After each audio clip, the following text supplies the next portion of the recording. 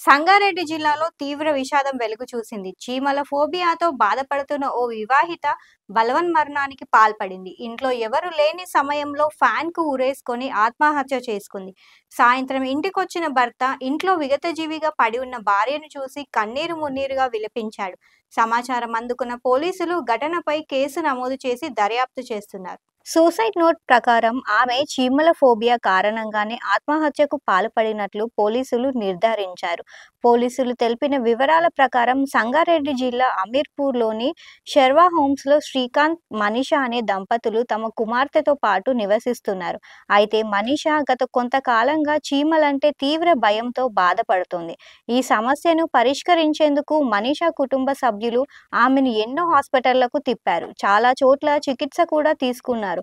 Counselling ఇప్పించారు. కానీ ఎలాంటి ఫలితం లేకపోయింది. దీంతో తీవ్ర మనస్తాపానికి గురైన మనీషా మంగళవారం ఇంట్లో ఫ్యాన్‌కు ఉరేసుకొని ఆత్మహత్యకు పాల్పడింది. సాయంత్రం విధుల నుంచి ఇంటికి వచ్చిన భర్త బెడ్రూమ్ లోపల నుంచి గడియపెట్టి ఉండడం గమనించి స్థానికుల సాయంతో డోర్‌ను బద్దలు కొట్టాడు. లోపలికి వెళ్లి చూడగా రూమ్‌లో భార్య ఫ్యాన్‌కు ఉరేసుకొని విగతజీవిగా కనిపించింది. అది చూసి భర్త కన్నీరు మున్నీరుగా విలపించాడు. ఇక స్థానికుల సమాచారంతో ఘటనా స్థలానికి చేరుకున్న పోలీసులు మృతదేహాన్ని పరిశీలించారు.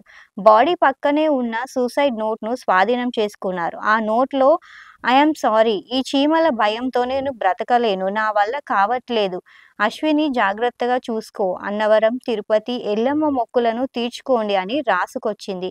ఈ నోట్ చదివిన కుటుంబ సభ్యులు కన్నీరు పెట్టుకున్నారు. ఈ ఘటనపై పోలీసులు కేసు నమోదు చేసి దర్యాప్తు చేస్తున్నారు.